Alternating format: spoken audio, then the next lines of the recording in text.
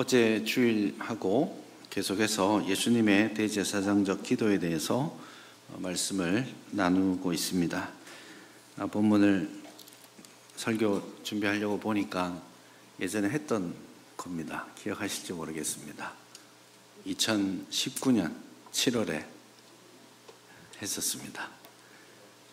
물론 같은 설교 아니니까 기억 안 하시겠지만 그때는 땜빵으로 설교자로 한번 왔었는데 담임 목회자로서 이 본문으로 다시 설교하게 될 줄은 몰랐습니다. 하나님께서 신묘막측하게 우리의 만남을 예비하셨다고 생각하고 설교를 준비하는 동안 마음의 감회가 좀 있었습니다. 설교 원고 지난번 걸 보는데 그때는 이렇게 전했구나 생각이 들었고, 오늘은 조금 더 길게 분석하면서 말씀을 묵상하는 그런 시간이 되었으면 좋겠습니다.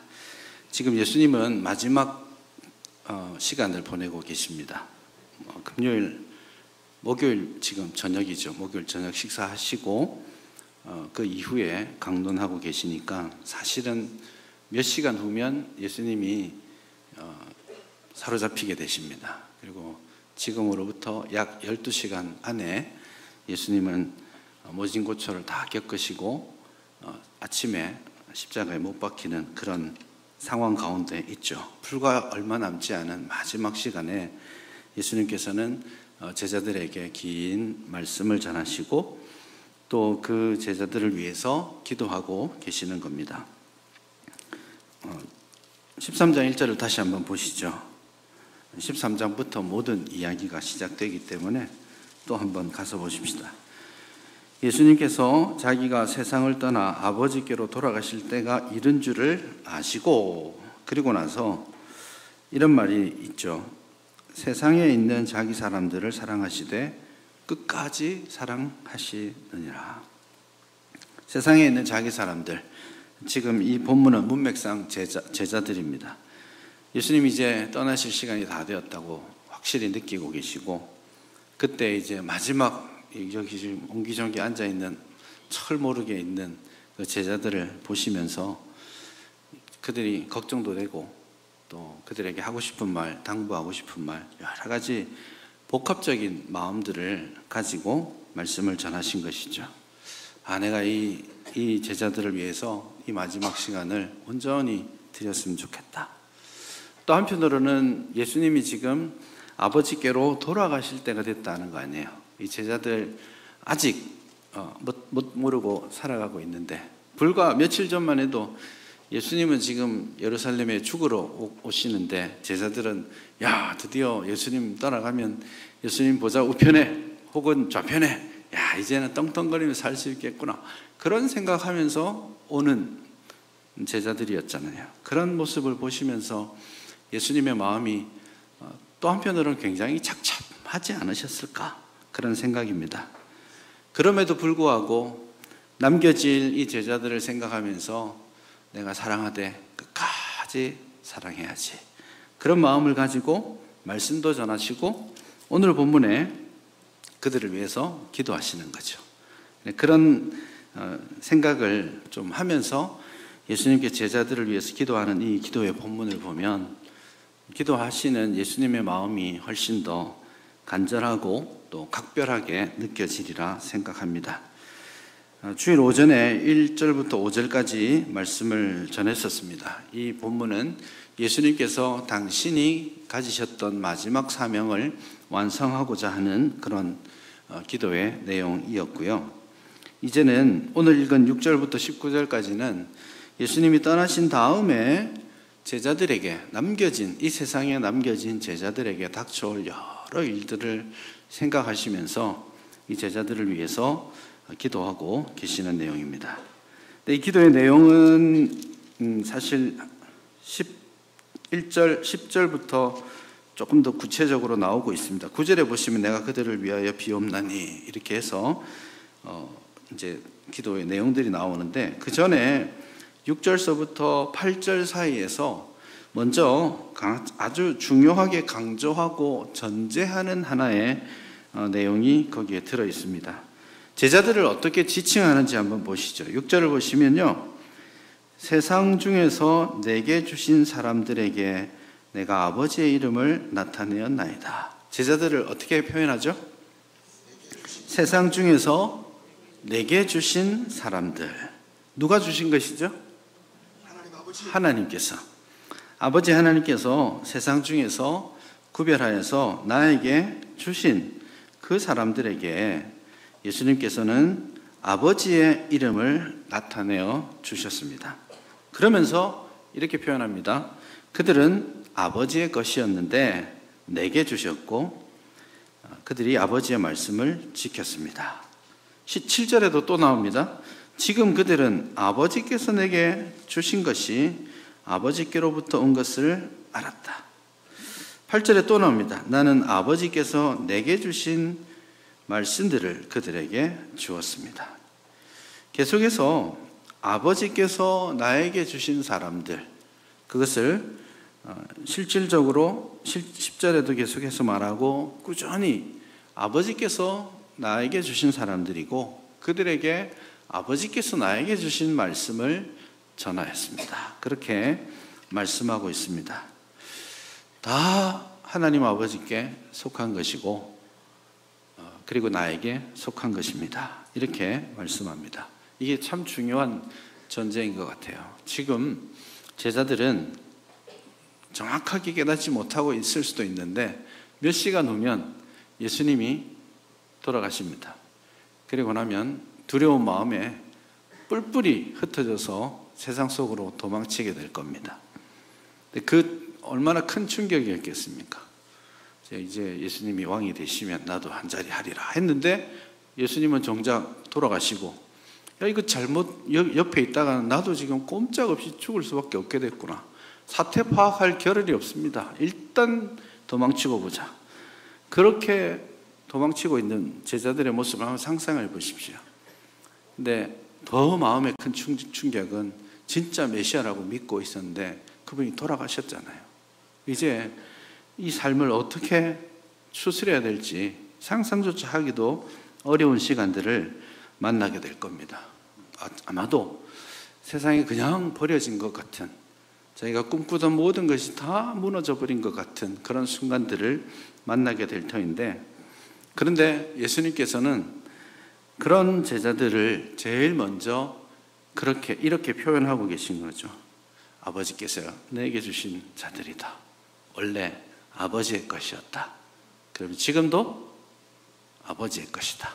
이것을 기본적으로 전제하고 있습니다. 때로는 어렵고 힘든 순간들이 있을 때에, 혹은 여러 가지 고난과 어려운 상황들 때문에 나 혼자인가? 버려진 것은 아닐까? 혹은 하나님께서 나를 이렇게 고난의 자리에 그냥 집어 던져 놓은 것은 아닌가? 그런 생각이 드는 순간들이 우리의 삶 가운데 있을 겁니다. 그래, 여러분, 제일 먼저 여러분들에게 말씀드립니다. 우리는 하나님 아버지의 것입니다. 그분의 권능의 손으로 우리를 붙드십니다. 그러니 사실은 우리는 홀로 버려진 존재도 아니고 하나님의 무관심 가운데 있는 방치된 그런 사람들이 아닙니다. 저와 여러분들은 우리의 정체성은 하나님 아버지의 소유입니다. 변하지 않는 사실이에요. 하나님 아버지께서 우리를 지으셨고 하나님 아버지께서 우리를 소유하고 계십니다. 그러므로 하나님께서 우리를 지키시고 붙들어 주실 겁니다. 이 사실을 굳게 믿으시기를 바랍니다.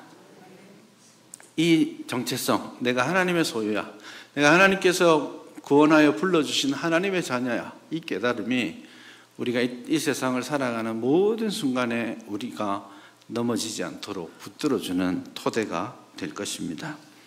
그런데 이 하나님의 소유가 그냥 집구석에 어디 있는지도 모르는 그런 존재가 아니라 하나님이 우리를 자녀 삼아 주셨잖아요. 그래서 하나님께서 우리를 소유하시는 것은 하나님께서 우리를 가장 특별한 보물로 인정하신다라는 뜻입니다. 우리가 하나님의 소유입니다 라고 말하는 순간 첫째 그런 확신을 가질 필요가 있겠죠. 또 한편으로는 우리가 하나님의 소유입니다 라고 말할 때 조심해야 되는 것도 있습니다.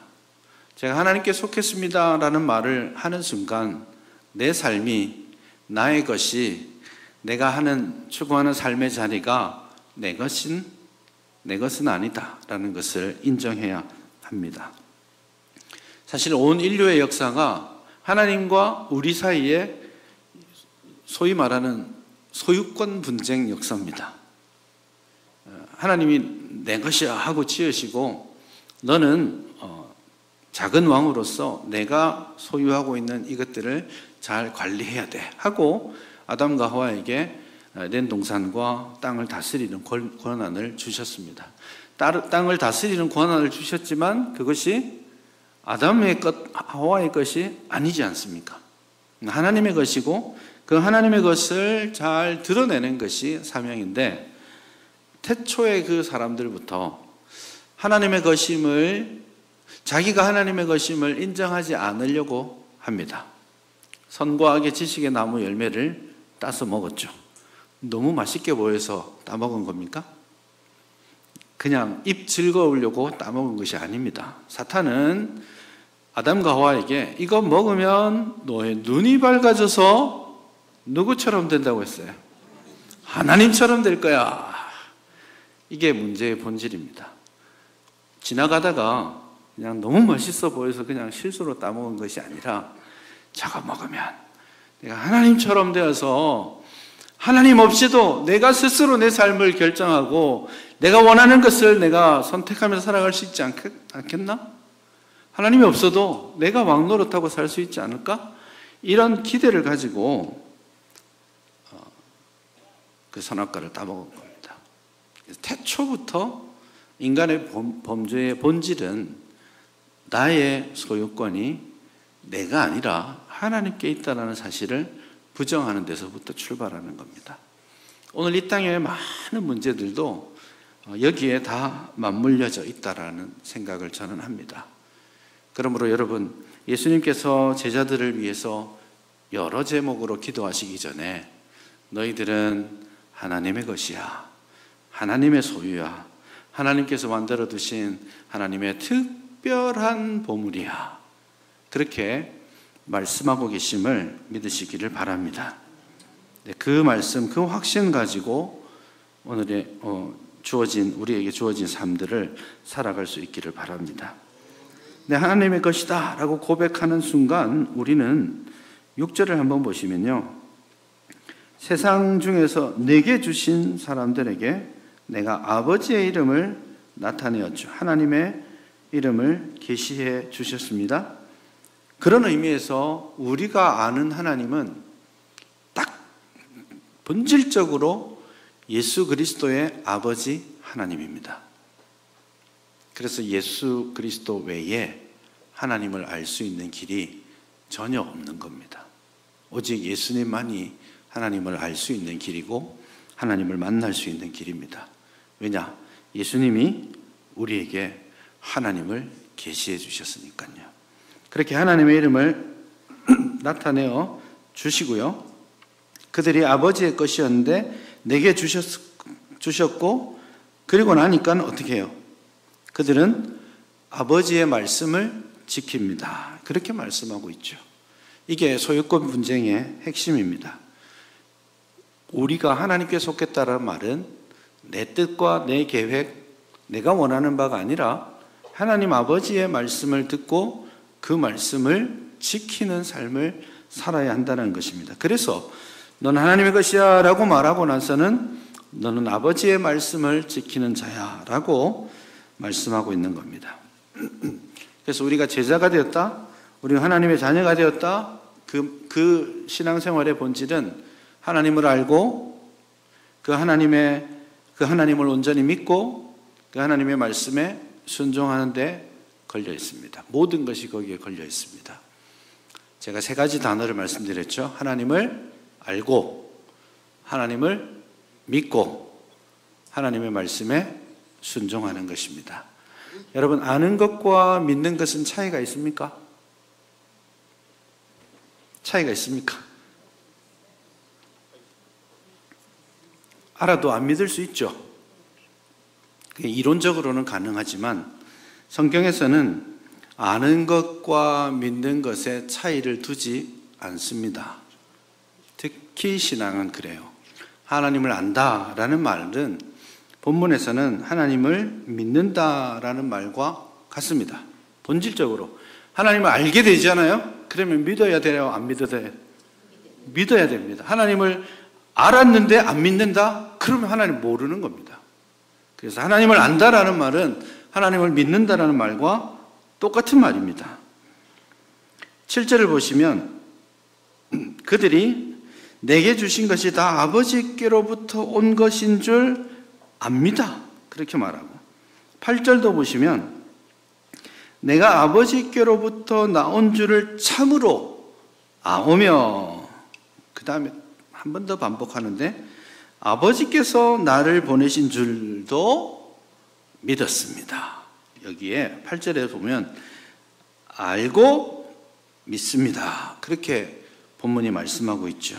그래서 우리 신앙의 본질이 하나님을 알고 하나님을 믿고 하나님 말씀에 순종하는 것이다라고 전제하더라도 사실은 요 세 가지가 뗄래야 뗄 수 없는 한 가지인 겁니다.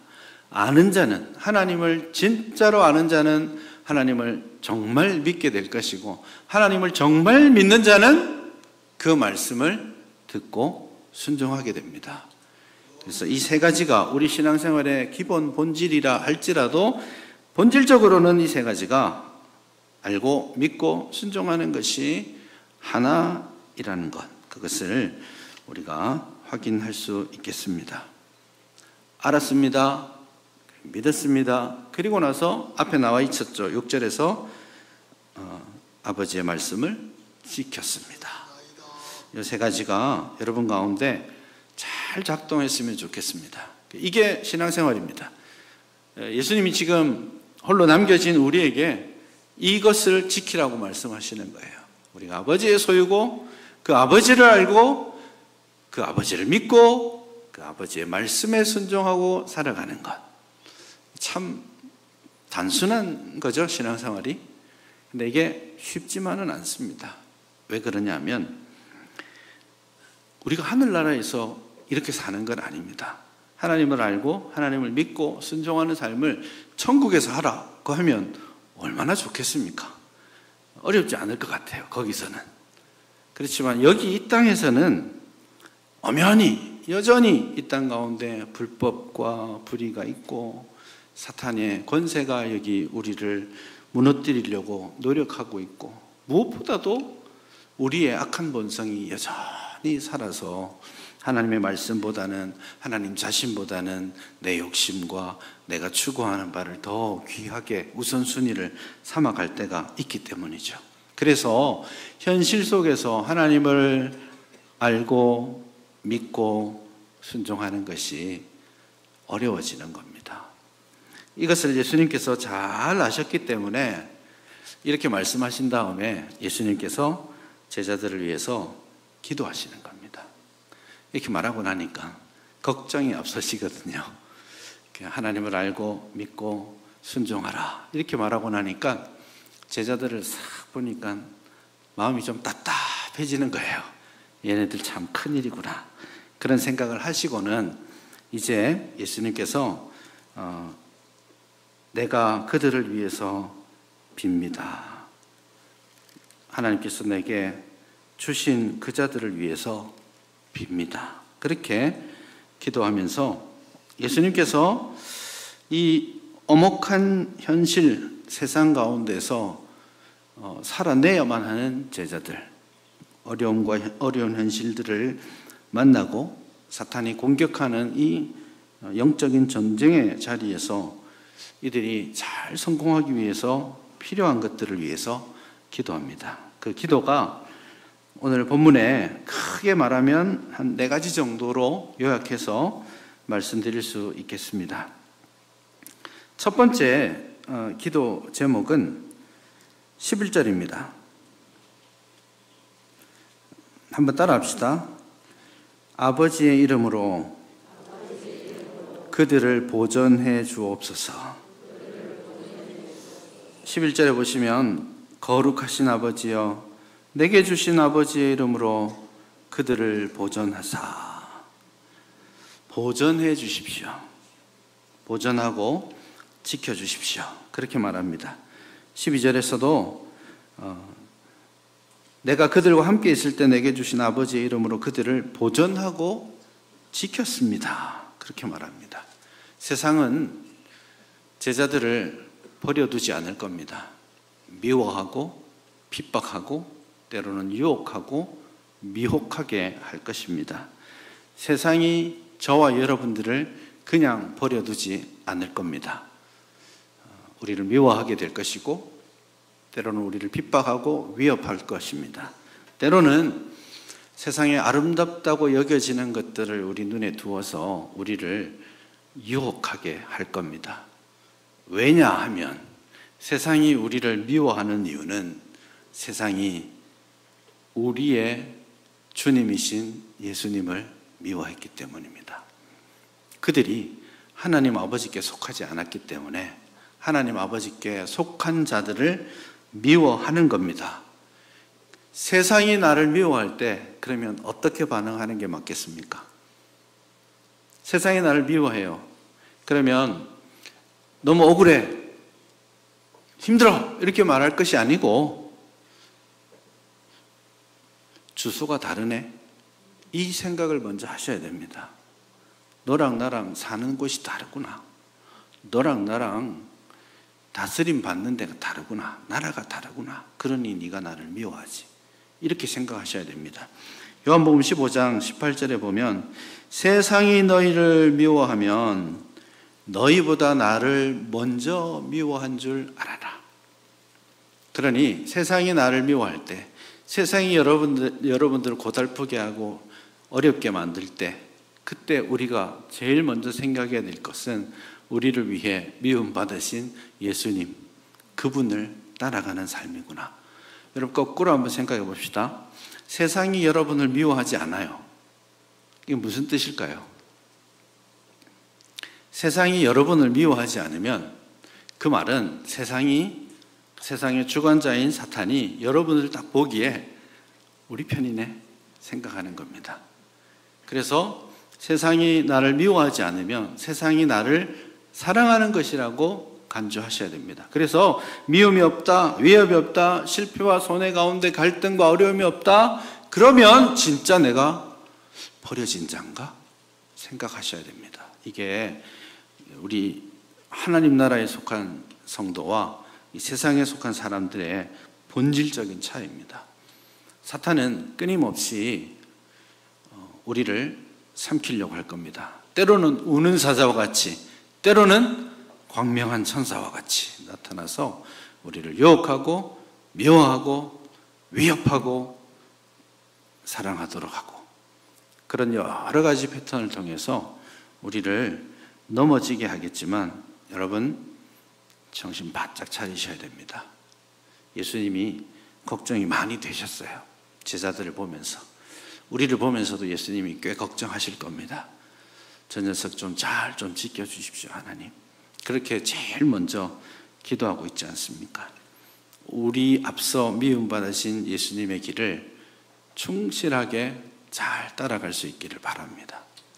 세상이 미워하지 않으면 두려워하십시오. 세상이 미워하면 기뻐하고 즐거워하십시오. 내가 하나님께 속한 사람인 거죠. 제일 먼저 예수님께서 그렇게 하나님 아버지 내게 속한 이 자들을 여기서 보존하여 주십시오. 그렇게 기도합니다. 두 번째는 뭡니까? 한번 따라합시다. 11절입니다. 우리와 같이 그들도 하나가 되게 하옵소서. 예수님께서 기도하신 내용은 걸어가신 아버지 내게 주신 이 사람들을 보존해 주십시오. 첫 번째고요. 두 번째는 저들이 우리처럼 하나가 되게 해 주십시오 라고 기도합니다. 이게 연결이 되어 있습니다. 세상이 우리를 미워하고 공격할 겁니다. 우리가 효과적으로 대처해야 되겠죠? 그런데 나 혼자 이거 하려고 하면 어렵습니다.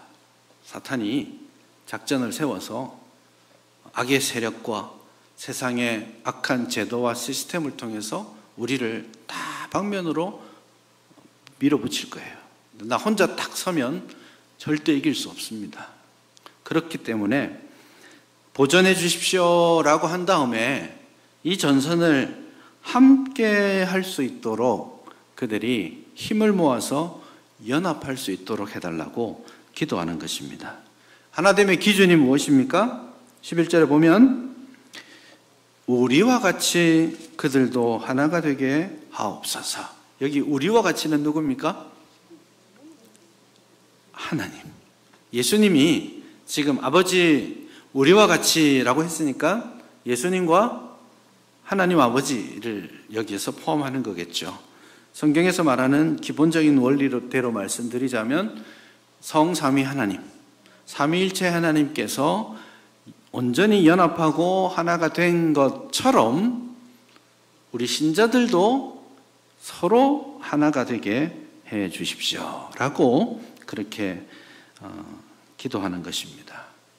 이 하나됨은 그런 의미에서 굉장히 존재론적인 겁니다. 사람은 나 한 사람으로도 온전히 하나님의 사랑을 받는 사람이긴 하지만 진짜 사람의 본질은 관계성 속에 드러납니다. 그래서 인간이잖아요. 인간아 이렇게 좀 비하하는 듯한 느낌이 있는데 인간이란 말은 사람과 사람 사이의 관계성이 사회성이 중요한 거죠. 우리의 신앙생활도 마찬가지입니다.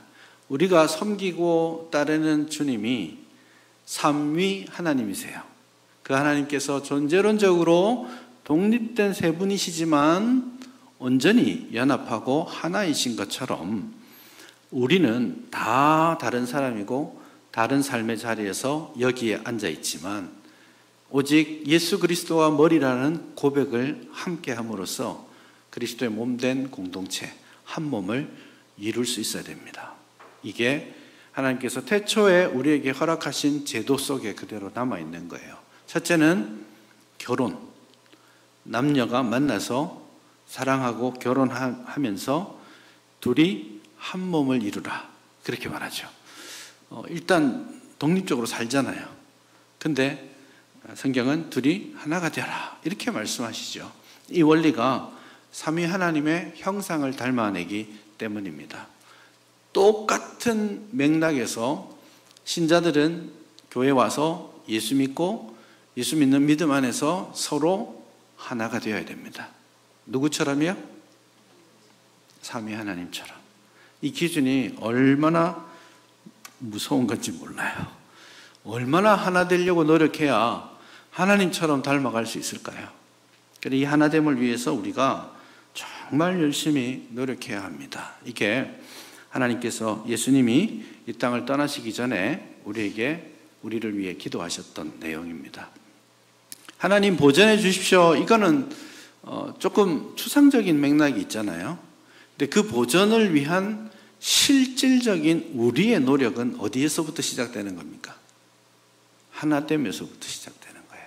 그래서 이 두 번째 기도의 제목이 사실은 효과적으로 세상 가운데서 버려지지 않고 사탄을 대적하고 승리할 수 있는 하나의 방편으로 주신 것이 바로 하나됨입니다. 한번 생각해 보십시오. 사탄은 지금 진영을 쫙 짜서 전투하려고 오는데 우리끼리 막 싸우고 있으면 어떻게 됩니까? 이 싸움이 되겠습니까? 시작부터 절대로 이길 수 없습니다. 전쟁은 안으로 하나 되어야 밖으로 이기는 겁니다. 우리가 각자 삶을 살아가지만 이 세상 가운데 하나의 목표를 이루면서 살아가야 해요. 그게 하나님 나라를 이루면서 살아가는데 그건 혼자의 일이 아닙니다. 우리 모두가 연합하고 힘을 모아야 완성될 수 있는 거죠. 그래서 저들을 보존해 주십시오라고 말씀하신 주님께서는 제일 먼저 우리에게 가장 중요하게 해야 될 사명으로 너희들이 하나 되어야 돼라고 우리에게 요구하고 계시는 겁니다. 하나됨이 사명입니다. 뭐 일 잘하는 게 중요한 게 아닙니다. 교회 일 좀 못해도 괜찮아요. 뭐 좀 어색하게 살아도 괜찮습니다. 시스템이 좀 엉성해도 괜찮습니다. 좀 천천히 굴러가 다녀도 괜찮아요. 근데 하나됨은 지켜야 됩니다. 사실 일하다가 싸우는 거 많거든요. 그럴 거면 안 하면 돼요. 일을 안 하면 돼요. 일해서 이룰 수 있는 것보다 안 싸우고 평화함으로써 이룰 수 있는 게 훨씬 큽니다. 교회 부흥 어떻게 하면 되겠습니까? 전도 열심히 해서 될 것 같습니까? 기본 전제는 교회가 하나 되고 평화로워야 됩니다. 왔더니 싸우고 있어요. 막 천지 전도 나갔는데 실컷 전도에 데려왔더니 막 네가 올리 내가 오르니 이렇게 해야 되니 저렇게 해야 되니 싸우고 있으면 여기 남아 있겠습니까?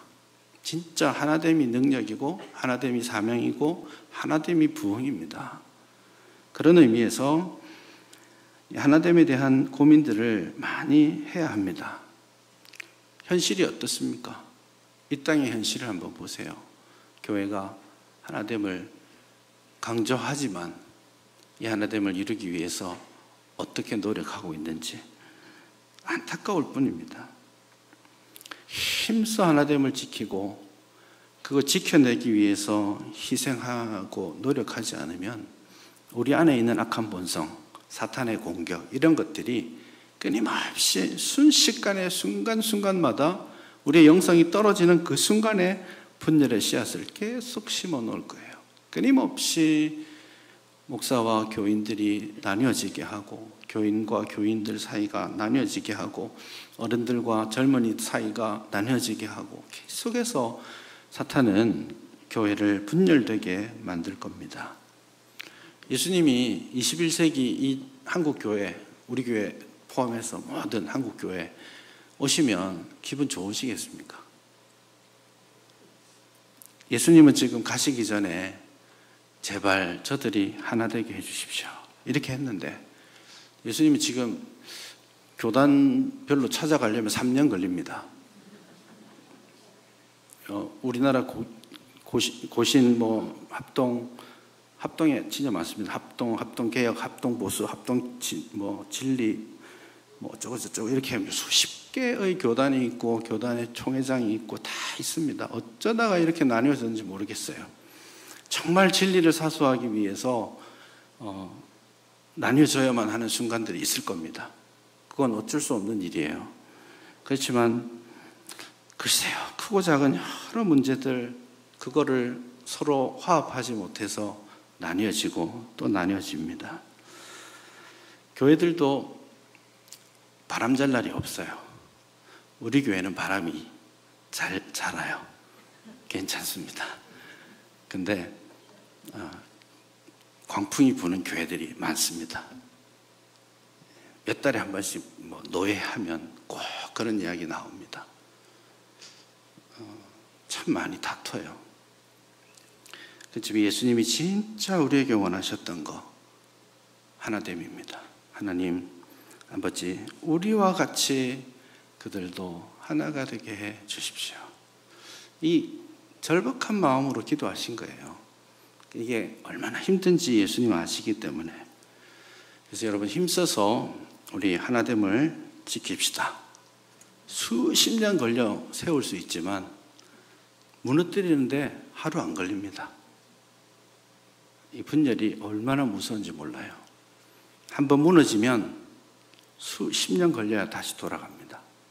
그러니 진짜 하나됨을 깨지 않기 위해서 우리가 사명감을 가지고 이게 우리의 사명이다. 화평을 이루고 사랑하고 인내하고 존중하고 연합하는 것이 우리 교회의 최고의 사명이다. 그거 여러분 꼭 기억했으면 좋겠습니다. 여러분 하나 되려면 어떻게 해야 되겠습니까? 예수님만 따라가면 돼요. 진짜로. 예수님은 어떻게 하셨습니까? 하늘 보좌를 버리고 이 땅 가운데 내려오시고 스스로 종의 형체를 입으시고 섬기는 자리에 오셨잖아요. 자기의 모든 것 드렸죠. 하나 되지 못하는 근본 이유는 자꾸 올라가려고 해서 그런 겁니다.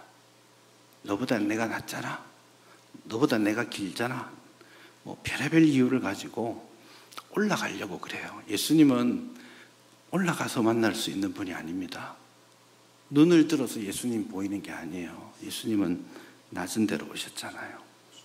그래서 진짜 하나됨을 위해서는 우리가 더 낮은 자리에 가서 좀 손해봐도, 희생해도, 내가 포기해도, 내가 이거 못해도 하나됨을 지키자, 이렇게 희생하는 사람들이 많아질 때 그제서야 교회는 하나 될 수 있는 겁니다. 무슨 뜻을 다 모아서 하나 되는 거 아니에요. 우리가 여기 모인 사람들이 뜻을 언제 다 모으겠습니까? 절대 못 모읍니다. 그냥 땅땅땅 때리고 가면 갈 수 있겠지만 그게 뜻이 다 모인 건 아니에요. 하나 되니까 딴소리 하지 마, 이거가 하나됨이 아니에요. 그거는 군대 싫지만 뭐 목사님이 가자니까 할 수 없지, 이게 하나됨은 아니에요. 다른 의견이 있어도 존중하고, 다르게 말하는 사람을 기다려줄 줄 알고, 최선이 아니지만 서로 의견이 안 모이면 중간 지점에서 만날 줄도 알고, 그렇게 희생하고 섬기면서 인내하면서 그렇게 해서라도 하나됨을 지켜야 하는 겁니다. 그게 교회의 사명입니다. 그거를 주님께서 지금 두 번째로, 그리고 사실상 우리가 실제로 해야 되는 첫 번째로 기도 제목으로 주신 겁니다. 성령께서 우리를 하나 되게 하셨습니다. 한 성령 안에 우리가 만났고, 한 분 주님의 이름으로 한 세례를 받고 하나의 몸이 되었습니다. 그러니 성령께서 하나 되게 하신 그것을 힘써 지키는 여러분 될 수 있기를 바랍니다. 세 번째 기도의 제목을 한번 볼까요? 13절입니다. 지금 내가 아버지께로 가오니 내가 세상에서 이 말을 하옵는 것은, 그 다음에 한번 따라합시다. 그들로 내 기쁨을 그들 안에 충만히 가지게 하려 함이니이다. 세 번째 기도는 그들이 나의 기쁨을 충만하게 가지게 하옵소서. 굉장히 놀라운 말씀입니다. 그들이 기뻐하게 해주십시오, 이렇게만 말씀하시는 게 아니고 내 기쁨이 그들 안에 충만케 해주십시오. 여러분이 지금 이 순간이라면 기쁨을 말할 수 있는 상황일까요? 예수님의 현재 상황을 생각해 보십시오. 아마 입술이 바짝바짝 마르지 않겠어요? 우리라면 곧 끌려가고 매를 맞고 피 흘리고 십자가에서 돌아가실 거예요. 그 고통을 생각하면 불과 몇 시간 후에는 겟세마네에서 피가 땀이 되도록 그렇게 기도하고 울부짖으실 거예요. 너무 힘든 과정입니다. 우리하고는 비교할 수 없어요. 단순한 육신의 질병의 문제가 아닙니다. 고통의 문제가 아니고요. 영원하신 하나님과 존재론적으로 떨어질 수 없는 그 하나님과 단절을 궁극적으로 경험하고 죽으셔야 되는 자리입니다. 너무 괴로운 자리예요. 그런데 주님께서는 이렇게 말씀하시잖아요. 내 기쁨이 그들 안에 충만케 해주십시오. 무슨 기쁨일까요? 이 순간에 주님이 기쁨이 충만하다고 말씀하시는 건 뭘까요 도대체? 십자가마저도, 십자가의 고통마저도 없앨 수 없는 기쁨이 있다라는 거죠. 우리가 여러 현실을 만나고 어려운 상황들 가운데 살아가겠지만 우리에게 그 상황과 상관없이 기뻐할 수 있는 이유가 있다라는 겁니다. 그래서 주님을 만나고 예수 그리스도 십자가 비밀을 깨닫고 예수 안에서 구원받은 즐거움들을 회복하기 시작하면 그때부터는 성령께서 내 속에서 기뻐할 수 있는 은혜를 주시는 겁니다. 이 시대가 기쁨이 없어요. 온갖 방법으로 쾌락은 찾습니다. 그게 먹는 거든, 요즘 먹방 한번 보세요. 얼마나 먹고 있는지 몰라요. 그걸 또 보고 있는 사람들이 수백만 명씩 됩니다. 그런 쾌락적인 모습이나 성적인 부분이나 스포츠를 통해서나 여러 형태로 우리 말초신경을 자극하는 쾌락이 가득합니다. 그럼에도 불구하고 기뻐하지 못해요. 기쁨은 없습니다. 가진 것 많이, 물론 항상 부족한 삶이지만 한 30년 전하고 비교해 보십시오. 우리 삶이 얼마나 좋아졌습니까? 얼마나 많은 것을 소유하고 누리고 있습니까? 기쁘세요? 30년 전보다 훨씬 더 기쁘십니까? 세상의 기준과 가치관이 우리를 기쁘게 하지 못하는 거예요. 비교하기 시작하고 세상의 것들을 더 소유하고자 하는 욕심들을 그대로 내버려 두니까 기쁨이 없는 거예요. 그러나 진짜 예수 그리스도 안에 있는 기쁨, 누가복음 10장에 보면 참 재밌는 표현이 나옵니다. 예수께서 성령으로 기뻐하사 하늘의 하나님 아버지께 찬송합니다. 갑자기 그런 표현이 나옵니다. 그냥 힘들고 어려운 순간이 있어도 성령께서 나를 회복시키시고 나를 기뻐하도록 만들어 가시는 거예요. 여러분, 그런 상황에 영향받지 않는 예수 안에 있는 참된 기쁨이 여러분에게 충만하시기를 바랍니다. 내 실패가 나를 슬퍼하지 않도록 만드십시오. 내가 가지고 있는 질병이 나를 슬퍼하지 않도록 만드십시오. 내가 지금 지나가고 있는 그 고통과 고난의 시간이 나를 괴롭히는 시간이라고, 나를 슬프게 하는 시간이라고 생각지 마십시오. 그 모든 순간에 우리는 주 예수 그리스도로 말미암아 기쁨이 충만할 수 있다라는 걸 믿으십시오. 그래서 그럼에도 불구하고 기쁨, 그것을 회복할 수 있기를 바랍니다. 우리 이 모범을 사도 바울이 잘 보여줬잖아요. 사도 바울도 지금 감옥에 갇혀 있습니다. 이게 이 감옥 생활이 어떻게 될지 몰라요. 이미 나이는 60줄에 들어섰고, 그 당시에 나이 많은 겁니다. 이미 나이는 꽤 되었고, 지금 감옥에 갇혀 있는 시간이 4년이 넘습니다. 예루살렘에서 2년 넘게 있었고, 폭풍 뚫고 가가지고 또 로마에서 2년째 감옥 생활하고 있습니다. 무슨 소망이 있겠습니까? 감옥에 있는 동안에 옆에 있던 믿을 만한 사람들 다 떠나가고 막 몇몇 남지도 않아 있고요. 소망이 어디 있어요? 밖에서 들리는 소식은 아이 꼴 좋다, 자기 혼자 잘난 척 전도하더니 감옥에 들어갔잖아, 잘 됐다, 이렇게 하는 교회들도 나오기 시작하고 좋은 소식 하나도 없잖아요. 그런데 사도 바울은 그 감옥에서 빌립보에 있는 교인들을 향해서 기뻐하라, 내가 다시 말하노니 기뻐하라. 도대체 무슨 기쁨이 그에게 있는 걸까요? 마찬가지입니다. 예수 그리스도 안에 있는 복음의 능력이, 그 말씀의 능력이 그를 지배하고 있기 때문에, 그 속에 계신 성령님께서 그를 충만하게 다스리기 때문에 성령의 열매로서 기쁨이 우리에게 충만하게 되는 것입니다. 성령 안에 있는 참된 기쁨이 오늘 저와 여러분들에게 풍성하게 있기를 바랍니다. 마지막 네 번째 예수님의 기도를 한번 봅시다. 예수님께서 마지막으로 기도하시는 내용들은 17절에 한번 가봅시다. 한번 따라합시다. 그들을 진리로 거룩하게 하옵소서. 거룩하게 하십시오. 그들이 진리로 거룩하게 해 주십시오. 그렇게 마지막으로 기도합니다. 이 거룩하게 하심은 문맥상 본문 18절에 보면 아버지께서 나를 세상에 보내신 것 같이 나도 그들을 세상에 보낸다라는 사명과 관련되어 있습니다.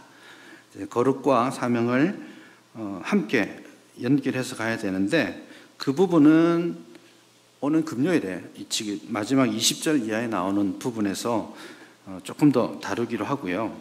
그 파송 자체는 그렇지만 오늘 본문은 파송, 사명 전에 거룩하게 되는 것을 먼저 강조하고 있습니다.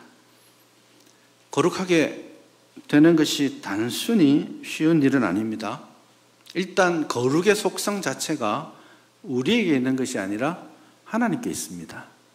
여기 17장에서 기도하실 때 예수님이 제일 먼저 뭐라고 기도하셨어요? 6절에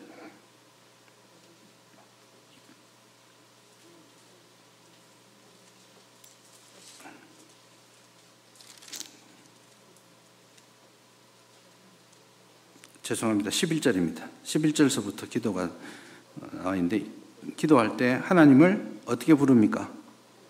거룩하신 아버지요. 그렇게 부르죠. 거룩하신 아버지요. 예수님이 하나님께서 거룩하신 것처럼 우리도 거룩해야 하는데 정말 우리가 진리로 거룩하게 될 수 있을까? 그거에 대해서는 사실 고민이 많습니다. 우리 안에서 할 수 있는 일은 아니죠. 진리의 영이신 성령께서 우리를 붙드시고 인도해 가셔야만 합니다.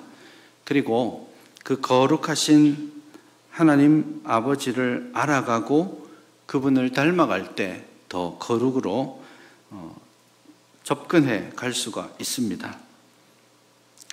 그러나 우리가 확인할 수 있는 한 가지는 우리가 완전히 거룩해질 수는 없지만 그 거룩을 추구하는 원동력은 분명합니다.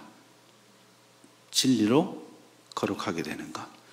우리가 몸을 열심히 씻어서 깨끗해지는 게 아니고 진리의 말씀으로 우리의 삶을 채워갈 때 우리가 거룩한 자리로 나아갈 수 있다라는 겁니다.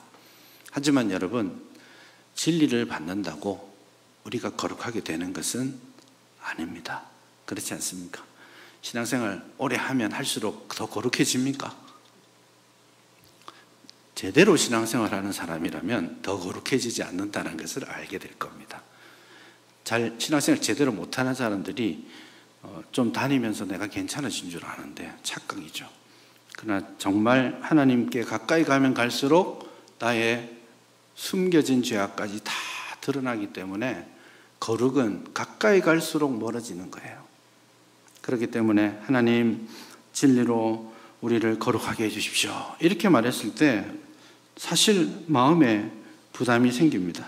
아니, 내가 뭘 어떻게 진리를 추구해서 하나님 모시기에 거룩의 기억자라도 내가 자랑할 것이 있을까? 이런 질문을 하게 되는데 이 부분에 대해서 오늘 본문이 굉장히 중요한 가르침을 더 주십니다. 저는 개인적으로 굉장히 큰 위로가 되었습니다. 19절을 보시죠. 또 그들을 위하여 내가 나를 거룩하게 하오니 이는 그들도 진리로 거룩함을 얻게 하려 합니다. 그들이 진리로 거룩함을 얻게 하기 위해서 뭘 하시나요? 그들을 위하여 내가 나를 거룩하게 합니다. 예수님이 정확하게 우리의 현주소를 알고 계시는 겁니다. 진리로 우리를 거룩하게 해야 됩니다. 최선을 다해야 됩니다. 그러나 진리로 우리가 우리 자신을 거룩하게 할 수 없다는 것을 명확하게 아시기 때문에 그것을 위해서 예수님이 내가 나를 거룩하게 합니다. 그렇게 말씀합니다. 그러면 또 질문이 생길 거예요. 예수님은 이미 거룩하신 분 아니에요? 예수님 이미 거룩하신데 뭐 다시 거룩하게 하다니요? 이게 이 요한복음 17장과 십자가의 의미가 붙어 있는 대목인데요. 처음에 예수님께서 17장 1절에 아들을 영화롭게 하셔서 아들로 아버지를 영화롭게 하게 해주십시오. 이렇게 기도했잖아요. 아들을 영화롭게 한다라는 말이 뭐라고 말씀을 드렸죠? 십자가의 죽으심이죠.